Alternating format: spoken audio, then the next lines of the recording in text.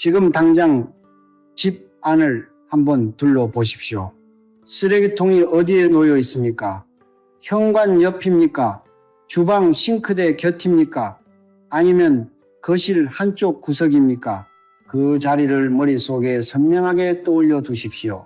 오늘 이 자리에서 제가 드리는 말씀이 끝날 때쯤이면 여러분은 왜 그 하나의 자리가 지난 수십 년 동안 집안의 재물을 조용히 그러나 쉼없이 빨아들여 왔는지를 뼛속 깊이 이해하게 될 것입니다. 사람들은 말합니다. 열심히 일하면 언젠가는 잘 살게 된다고. 저는 여러분께 오늘 그것이 얼마나 잔인한 거짓말인지를 말씀드리려 합니다. 열심히 일하는 것, 그것은 분명 미덕입니다.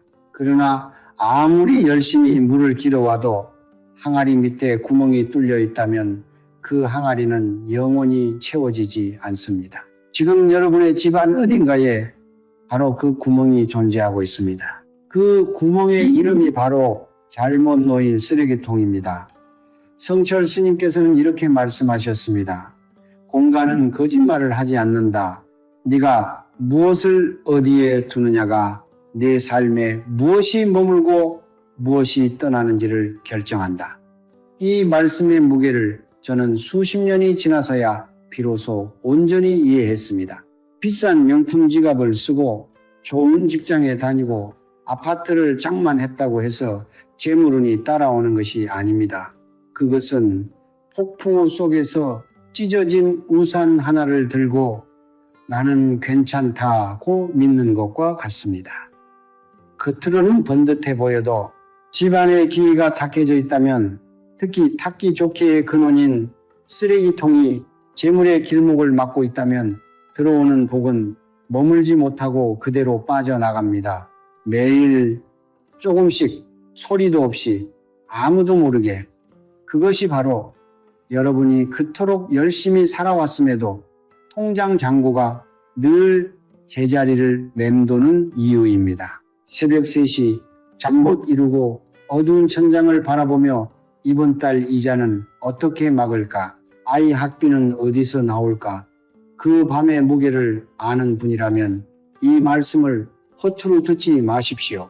그 막막함은 여러분의 게으름 때문이 아닙니다. 노력이 부족했던 것도 아닙니다. 집안에 수십 년째 자리를 잡고 앉아 재물의 기운을 삼켜온 바로 그 쓰레기통의 자리 때문입니다. 작은 불씨 하나가 쌓이고 쌓여 집 전체를 태우듯 잘못 놓인 쓰레기통 하나가 매일의 복을 조금씩 태워온 것입니다. 그것이 우연처럼 보이는 이 가난의 실체입니다. 그러나 오늘 이후로는 다릅니다. 돈이 새는 방향으로 아무리 달려가도 채울 수 없었던 그 허함을 오늘은 다른 방식으로 접근할 것입니다. 더 많이 벌려고 애쓰는 것이 아니라 이미 들어오는 복이 머물 수 있는 자리를 만들어주는 것입니다. 성철 스님의 가르침 속에 담긴 공간의 지혜, 탁기를 숨기고 청기를 흐르게 하라. 인족hen, 이 원리 하나를 오늘 여러분의 집에 적용하는 것만으로도 지금껏 막혀있던 재물의 물꼬가 30일 안에 트이기 시작할 것입니다. 쓰레기통 하나를 옮기는 것, 그것이 운명을 바꾸는 첫 번째 실천입니다. 마지막으로 오늘 이 영상을 보고 계신 여러분께 한 가지 부탁드립니다. 지금 이 순간 구독 버튼과 좋아요를 눌러주십시오. 성철 스님의 가르침에서는 선한 의지를 먼저 내보이는 것, 이 복의 씨앗을 심는 행위라고 하셨습니다. 그 작은 누름 하나가 여러분의 재물운을 여는 첫 번째 열쇠가 될 것입니다. 그리고 댓글란에 이렇게 써주십시오. 나는 2026년 안에 모든 빚을 다 갚았다. 이미 이루어진 일로 선언하십시오. 우주는 확신을 가진 자의 말에 응답하기 때문입니다. 기란 무엇입니까? 눈에 보이지 않고 손으로 잡을 수도 없습니다. 그러나 여러분은 이미 그것을 느껴본 적이 있습니다. 오래된 병원 복도에 들어섰을 때 느끼는 그 무겁고 눅눅한 공기, 반대로 이른 아침 산 위에 올라 첫 햇살을 맞을 때 온몸으로 퍼지는 그 맑고 가벼운 느낌, 그것이 바로 기회입니다. 공간에는 언제나 기가 흐르고 있습니다. 그리고 그 기는 우리가 그 공간 안에 무엇을 두느냐에 따라 맑아지기도 하고 썩어가기도 합니다. 성철 스님께서는 이렇게 말씀하셨습니다. 마음이 머무는 곳에 기가 모이고 기가 모이는 곳에 복이 따른다. 이 말씀은 단순한 철학이 아닙니다. 공간을 다스리는 실천의 지침입니다. 집이란 단순히 비를 피하는 지붕이 아닙니다. 집은 가족의 기운이 쌓이고 생명이 회복되고 복이 뿌리를 내리는 살아있는 유기체입니다. 그렇기에 그 안에 무엇이 어떤 자리에 놓이느냐는 그 집에 사는 사람의 건강과 재물과 관계 모두에 깊은 영향을 미칩니다. 그렇다면 쓰레기통은 무엇입니까? 쓰레기통은 단순히 버린 것들을 담아두는 용기가 아닙니다. 풍수의 눈으로 보면 쓰레기통은 집안에서 닦기 좋게가 가장 짙게 응축되는 장소입니다. 썩어가는 음식물, 버려진 물건들, 더 이상 쓸모를 다한 것들, 이 모든 것들이 내뿜는 음의 기운이 쓰레기통 주변에 켜켜이 쌓입니다.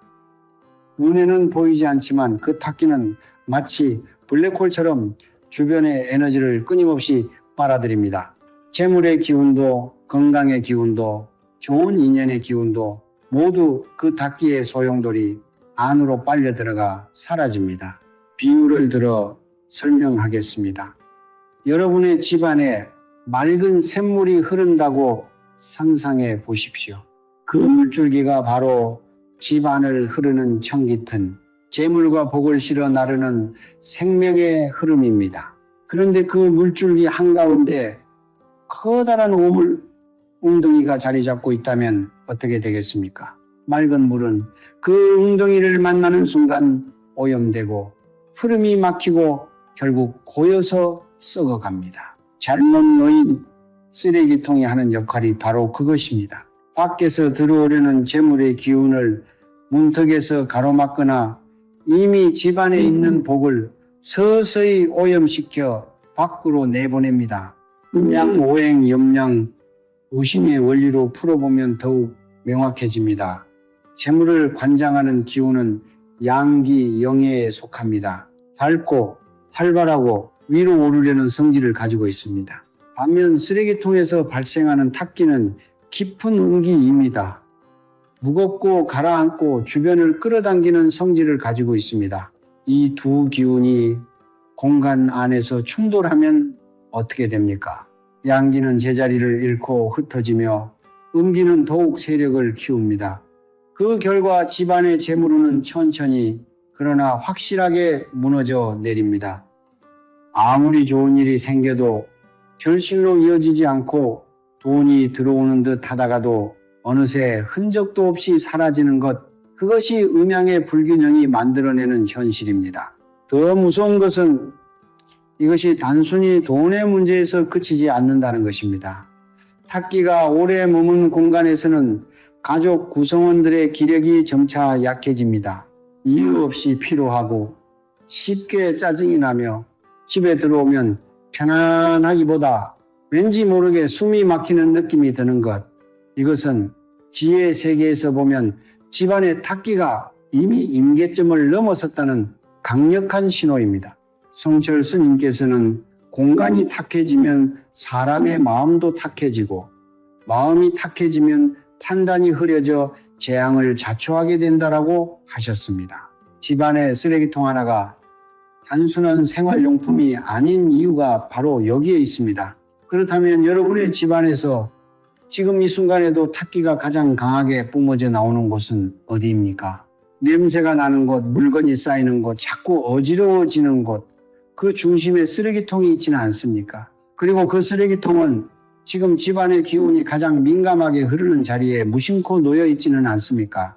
다음 장에서 저는 절대로 쓰레기통을 두어서는 안 되는 금지 구역을 하나하나 짚어드리겠습니다. 그 자리들이 바로 지금껏 여러분의 재물운을 조용히 갉아먹어온 장소들입니다.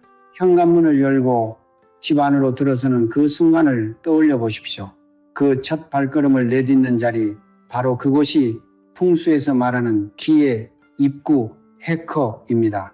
집 밖에서 흘러들어오는 모든 에너지, 재물의 기운, 좋은 인연의 기운, 건강과 생명력의 기운, 이 모든 것이 현관을 통해 집 안으로 처음 발을 들여놓습니다. 현관은 단순한 출입구가 아닙니다. 그것은 하늘과 땅의 기운이 여러분의 삶 속으로 흘러들어오는 성스러운 통로입니다. 그렇기에 예로부터 풍수에서는 현관을 집의 얼굴이자 복의 관문이라 불러왔습니다.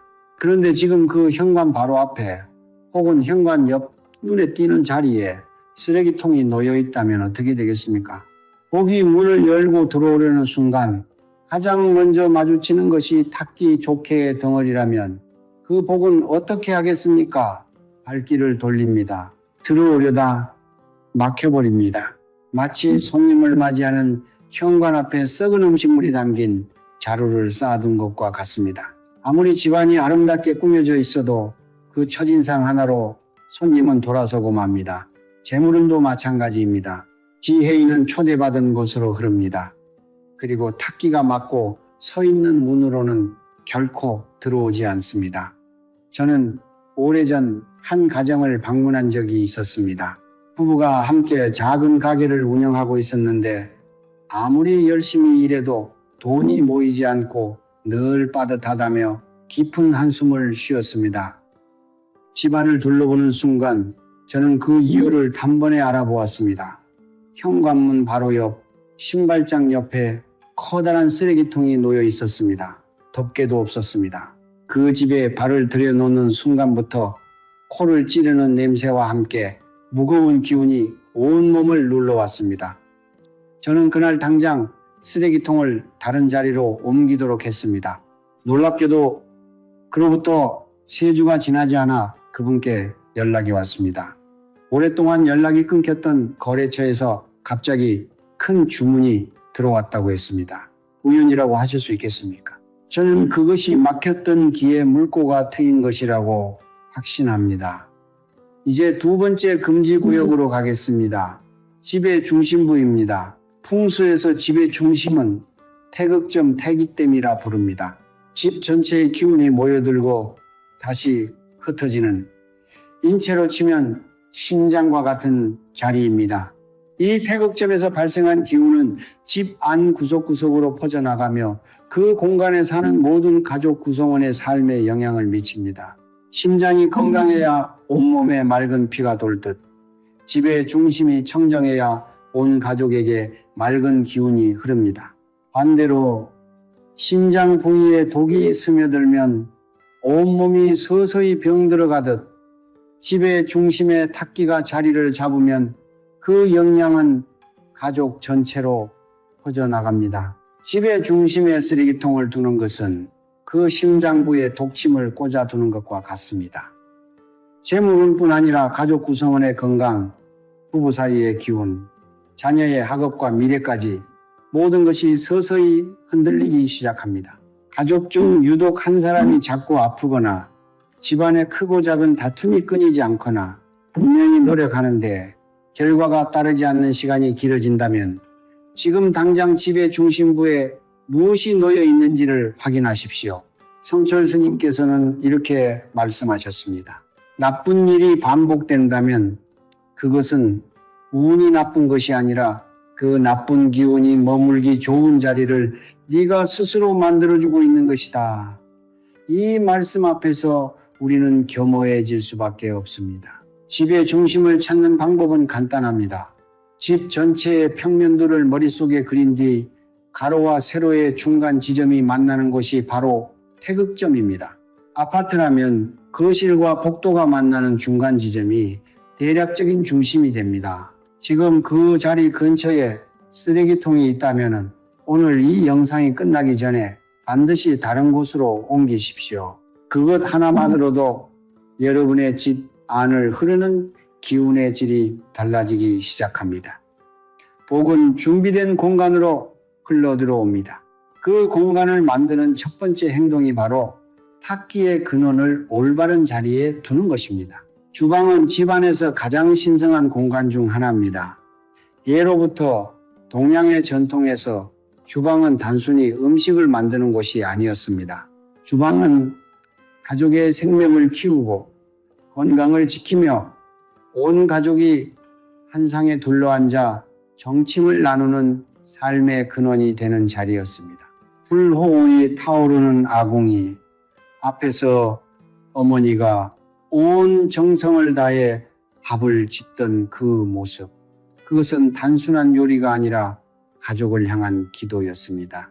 그렇기에 풍수에서는 주방, 특히 불과 물이 함께 만나는 싱크대 주변을 오행우신의 기운이 가장 예민하게 교차하는 장소로 봅니다. 오행의 원리에서 물, 쇠과 불, 호흡은 서로 상극상크의 관계에 있습니다. 물은 불을 끄고 불은 물을 증발시킵니다. 싱크대는 물, 쇠의 기운이 강한 자리이고 가스레인지는 불, 쇠의 기운이 강한 자리입니다. 이 두 기운이 가까이 마주하는 주방에서는 이미 기의 긴장이 존재합니다. 그런데 그 예민한 균형의 공간 바로 옆에 탁기 조개의 덩어리 쓰레기통을 가져다 놓으면 어떻게 됩니까? 수화 세호의 기운 충돌에 탁기가 더해지면서 주방 전체의 에너지가 급격히 흐트러집니다. 음식 속에 그 탁기가 스며들고 그 음식을 먹는 가족의 몸과 마음 속으로 탁한 기운이 쌓여갑니다. 식탁에 앉아도 대화가 줄어들고 이유 없이 가족 사이에 짜증과 피로감이 쌓이는 것, 그 시작이 싱크대 옆 쓰레기통에서 비롯될 수 있습니다. 재물의 관점에서 보면 더욱 심각합니다. 주방의 화구, 호커, 즉 불을 사용하는 자리는 풍수에서 재물운과 직결된 곳으로 봅니다.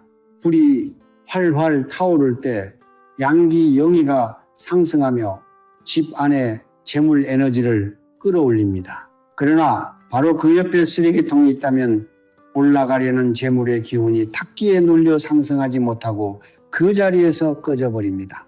열심히 일해서 돈을 벌어오지만 손에 남는 것이 없고 수입은 있는데 지출이 이상하게 많아지고 예상치 못한 곳에서 돈이 빠져나가는 일이 반복된다면 주방 싱크대 옆 쓰레기통이 그 재물의 불씨를 매일 조금씩 꺼트리고 있는 것은 아닌지 돌아보십시오. 성철 스님께서는 밥상을 소중히 여기는 집에 복이 머문다고 하셨습니다. 밥상을 소중히 여긴다는 것은 그 밥상이 차려지는 공간의 기운을 깨끗하게 지키는 것에서 시작됩니다. 이제 네 번째 금지구역, 침실로 가겠습니다. 침실은 인간이 하루 중 가장 무방비한 상태로 머무는 공간입니다. 잠을 자는 동안 우리의 의식은 쉬고 몸은 하루의 피로를 회복하며 영혼은 다음 날을 살아갈 에너지를 충전합니다. 그렇게 침실의 기운은 그 어떤 공간보다 섬세하고 순수해야 합니다. 자는 동안 우리는 공간의 기운을 그대로 흡수합니다.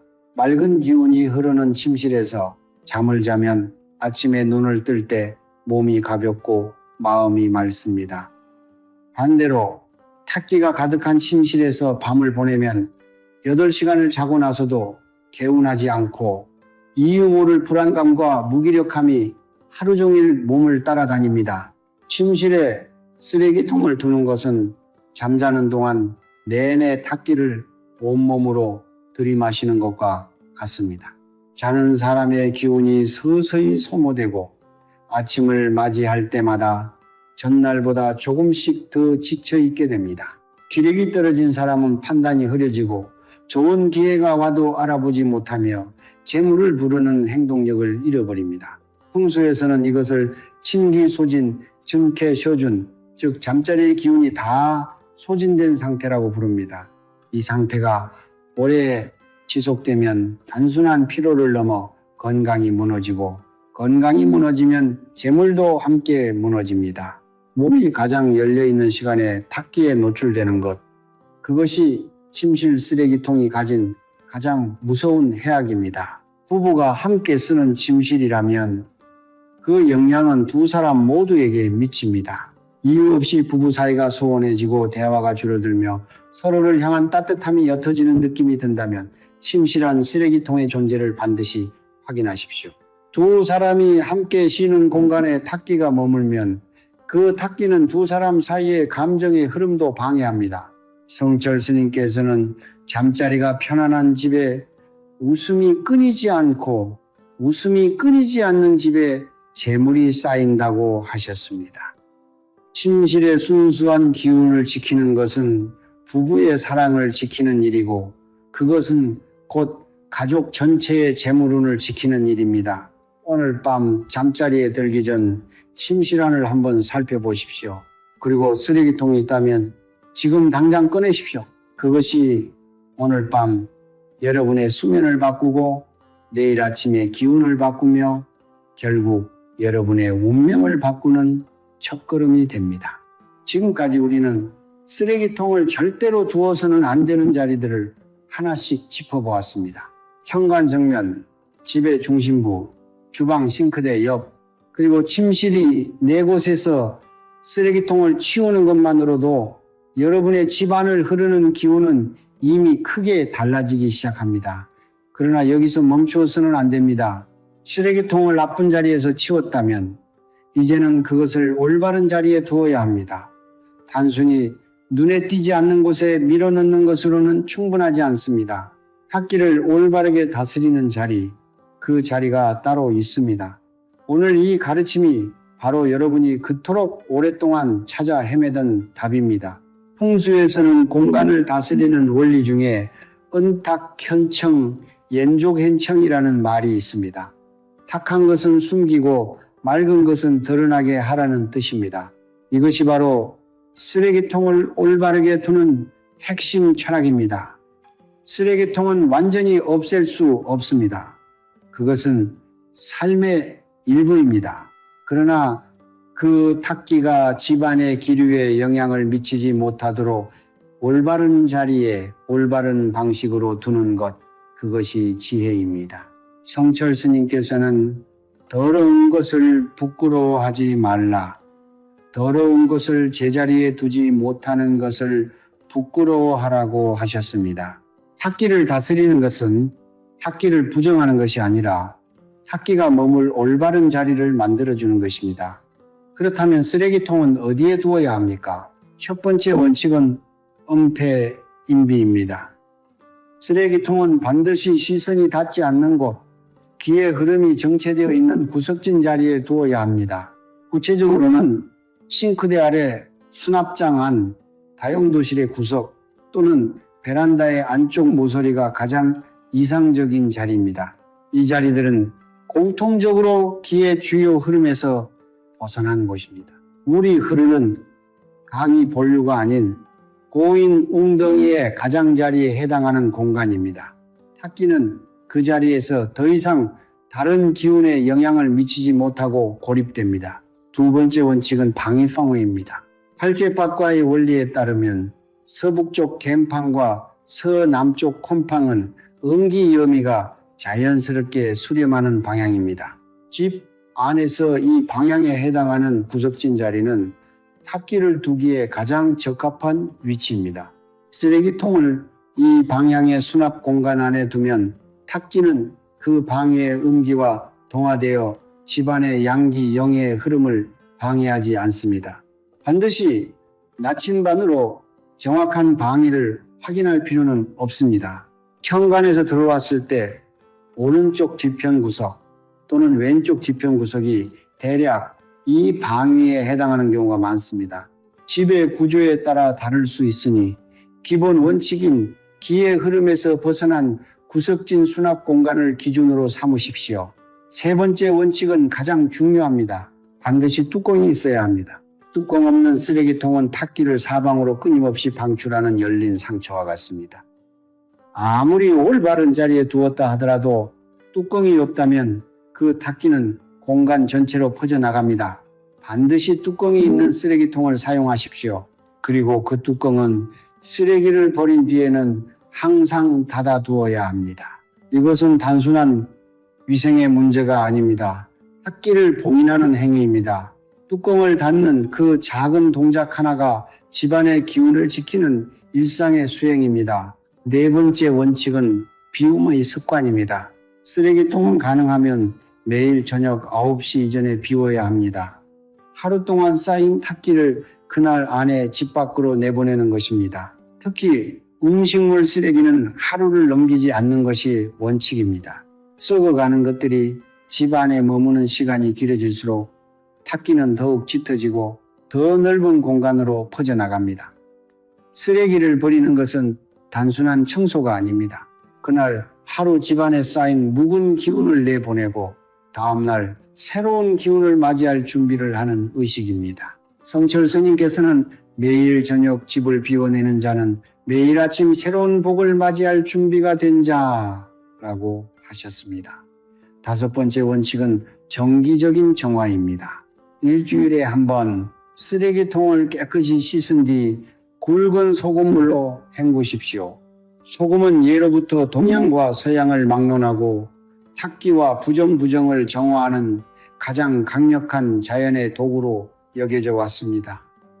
소금물로 쓰레기통을 헹구는 것은 그 안에 쌓인 탁기의 잔여물을 씻어내고 용기 자체를 새롭게 정화하는 행위입니다. 이 간단한 습관 하나가 쓰레기통에서 방출되는 탁기의 강도를 현저히 줄여줍니다. 올바른 자리, 뚜껑, 매일의 비움, 그리고 소금물 정화, 이 네 가지 원칙을 지키는 것만으로 여러분의 집 안기운은 완전히 달라집니다. 재물이 머물 준비가 된 공간, 그것은 거창한 인테리어가 아니라 이처럼 작고 정성스러운 실천 위에서 만들어집니다. 쓰레기통을 올바른 자리로 옮기셨습니까? 잘하셨습니다. 그러나 여기서 한 가지 중요한 사실을 말씀드려야 합니다. 쓰레기통을 옮기는 것만으로는 충분하지 않습니다. 수십 년 동안 잘못된 자리에 머물러 있던 탁기는 쓰레기통이 떠난 뒤에도 그 자리에 흔적을 남깁니다. 마치 오랫동안 곰팡이가 피어있던 벽을 닦아냈어도 눈에 보이지 않는 포자가 남아있듯 탁기의 잔향은 공간 속에 깊이 스며들어 쉽게 사라지지 않습니다.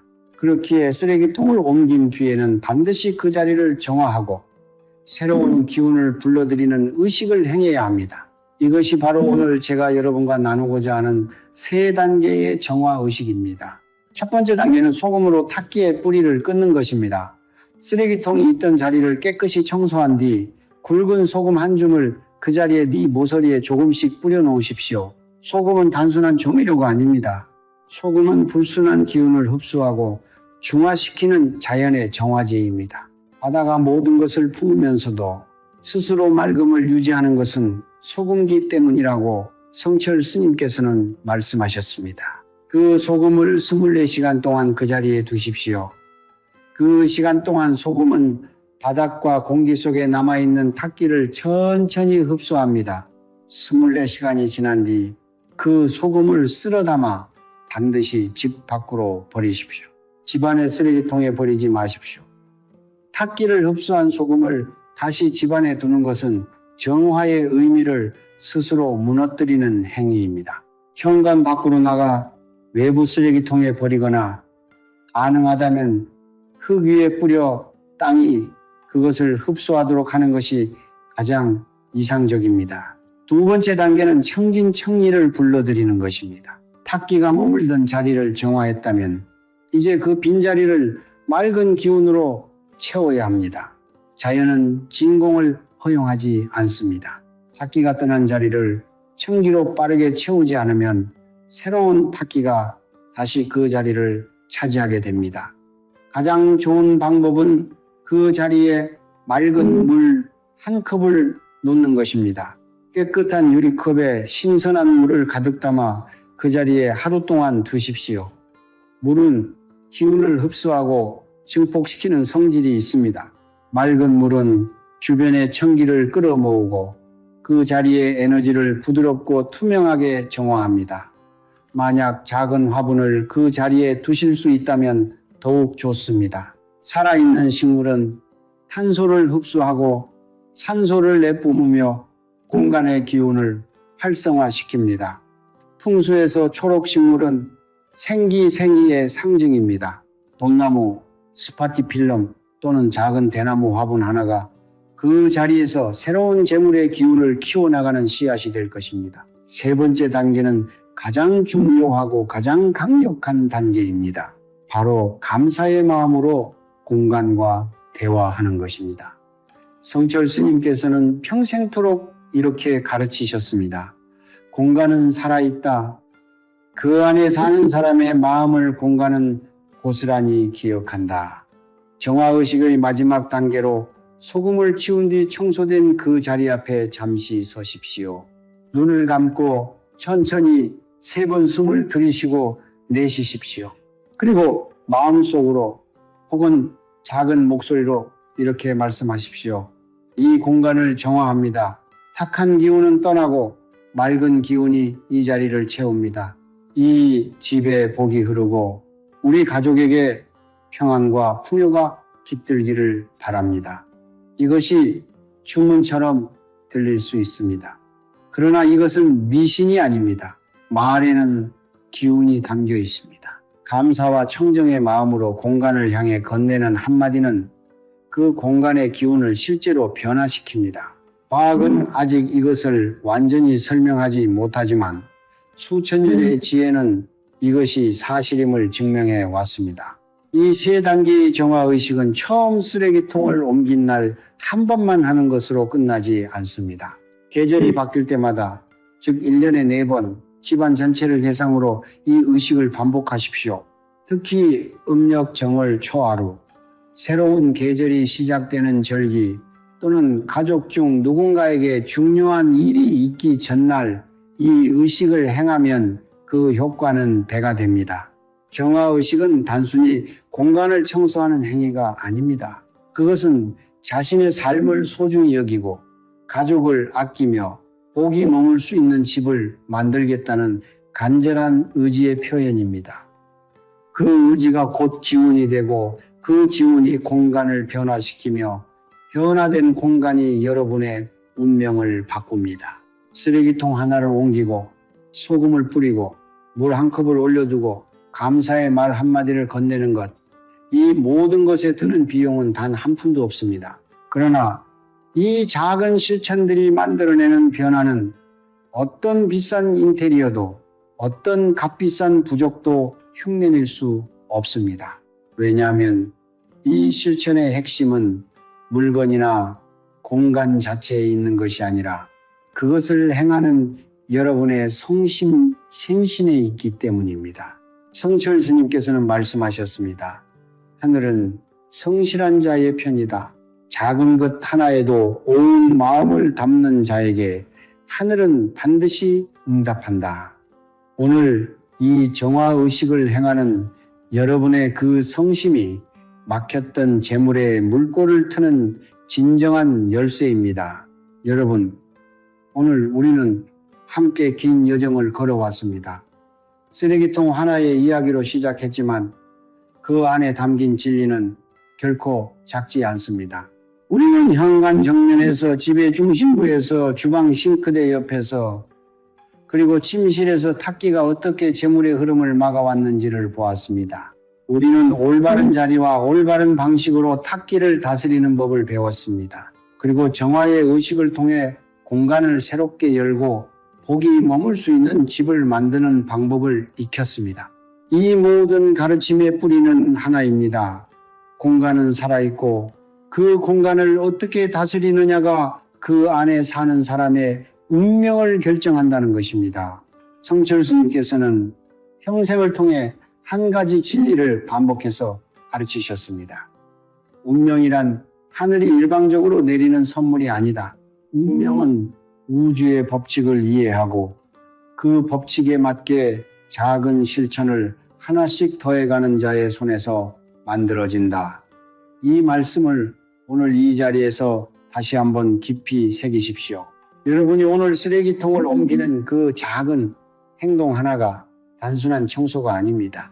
그것은 우주의 법칙에 맞게 공간을 정렬하는 행위이며 여러분 스스로 자신의 운명을 새롭게 쓰기 시작하는 첫 번째 문장입니다. 크고 거창한 것에서 변화가 시작되지 않습니다.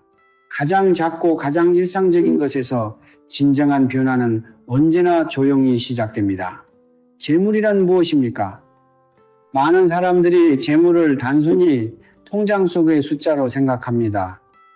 그러나 성철 스님의 가르침에서 재물은 그보다 훨씬 깊은 의미를 가집니다. 재물은 에너지입니다. 그리고 에너지는 항상 흐릅니다. 막힌 곳에서는 썩고 흐르는 곳에서는 생명을 키웁니다. 오늘 여러분이 탁기를 정화하고 공간을 바로잡음으로써 한 일은 막혀있던 재물의 에너지가 다시 흐를 수 있는 통로를 열어준 것입니다. 이제 그 통로로 재물이 흘러들어오기 시작할 것입니다. 처음에는 작은 물줄기처럼, 그러다 점점 힘차게 결국에는 온 가족을 적시는 풍요의 강물로 불어날 것입니다. 그것이 자연의 법칙이고 우주의 약속입니다. 그러나 한 가지를 기억하십시오. 공간을 정화하는 것이 전부가 아닙니다.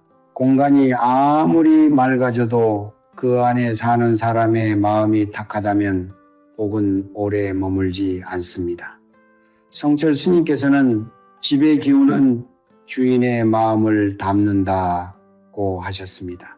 공간의 정화와 함께 마음의 정화도 함께 이루어져야 합니다. 매일 아침 눈을 뜨면 감사한 것 3가지를 마음속으로 떠올리십시오. 밥 한 끼를 먹을 때 그 음식이 여러분에게 오기까지 수고한 모든 손길에 감사하십시오. 잠자리에 들기 전 오늘 하루 살아 있었음에 감사하십시오. 이 작은 감사의 습관이 여러분의 마음속 탁기를 매일 조금씩 씻어내고 그 맑아진 마음이 공간으로 퍼져나가 집 전체의 기운을 더욱 밝고 풍요롭게 만들어갑니다. 공간의 풍수와 마음의 풍수, 이 2가지가 함께 정렬될 때 비로소 진정한 재물운이 열립니다. 또한 조상에 대한 감사를 잊지 마십시오. 우리가 지금 이 집에서 살아갈 수 있는 것은 우리 앞에 살다 간 모든 분들의 수고와 희생 덕분입니다. 조상의 음덕은 자손의 재물운과 깊이 연결되어 있습니다. 명절이 아니더라도, 특별한 날이 아니더라도 가끔 조용히 앉아 먼저 가신 분들을 마음속으로 떠올리며 감사의 인사를 올리십시오. 할머니, 할아버지, 저희 가족을 지켜주셔서 감사합니다. 덕분에 오늘도 이렇게 살아가고 있습니다. 이 한마디가 조상과 자손 사이의 기운의 연결을 새롭게 하고 그 연결 속에서 흘러오는 음덕이 가족의 재물운을 든든하게 받쳐주는 뿌리가 됩니다. 뿌리가 깊은 나무가 폭풍에도 흔들리지 않듯 조상의 덕이 깊은 가문은 어떤 어려움 속에서도 다시 일어섭니다. 오늘 이 영상을 끝까지 함께 해주신 여러분 한 분 한 분께 진심으로 감사드립니다. 여러분이 이 자리에서 이 말씀을 듣고 있는 것은 우연이 아닙니다. 변화를 원하는 여러분의 간절함이 이 가르침을 여러분 앞으로 이끌어온 것입니다. 그 간절함은 이미 복의 씨앗입니다. 이제 그 씨앗에 오늘 배운 실천의 물을 주십시오. 쓰레기통을 올바른 자리로 옮기십시오. 소금으로 탁기의 자리를 정화하십시오. 맑은 물 한 컵으로 청기를 불러들이십시오. 그리고 매일 저녁 9시 이전에 집안의 쓰레기를 비워내십시오.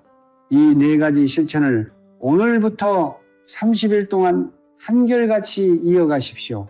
30일 후 여러분의 집안에 흐르는 기운이 달라졌음을 반드시 느끼시게 될 것입니다. 지금 이 순간 아직 구독 버튼을 누르지 않으셨다면 지금 바로 눌러주십시오. 구독은 단순히 채널을 응원하는 것이 아닙니다. 성철 스님의 가르침에서 선한 것에 마음을 여는 행위는 그 자체로 복의 통로를 여는 일입니다. 좋아요 버튼을 눌러주시고 이 영상을 지금 돈 걱정으로 힘드신 분, 아무리 노력해도 재물이 쌓이지 않아 지쳐있는 분, 가족의 평안을 위해 무언가를 바꾸고 싶은 분께 나누어 주십시오. 여러분이 이 영상을 나누는 그 행동이 타인에게 복의 씨앗을 심어주는 공덕이 되고 그 공덕은 반드시 여러분에게 더 큰 복이 되어 돌아옵니다. 댓글란에 지금 이렇게 써주십시오. 나는 2026년 안에 모든 빚을 다 갚았다. 우리 가족에게 풍요와 평안이 넘친다. 이미 이루어진 일로 선언하십시오. 확신의 말은 우주를 움직입니다. 마지막으로 여러분 모두를 위해 성철 스님의 가르침으로 축원드립니다. 이 영상을 보신 모든 분의 가정에 맑은 기운이 가득 흐르기를 바랍니다. 막혔던 재물의 길이 시원하게 열리고 나가던 돈이 멈추고 들어오는 돈이 늘어나기를 바랍니다. 오랫동안 짊어져 온 빚의 무게가 하루하루 가벼워지고 머지않아 그 짐으로부터 완전히 자유로워지기를 바랍니다. 자녀들은 건강하게 자라 각자의 자리에서 빛을 발하고 부부 사이에는 따뜻한 정이 더욱 깊어지기를 바랍니다. 이 집에 들어오는 모든 것이 복이 되고 이 집을 나서는 모든 발걸음이 새로운 인연과 기회를 향해 나아가기를 바랍니다. 성불하십시오.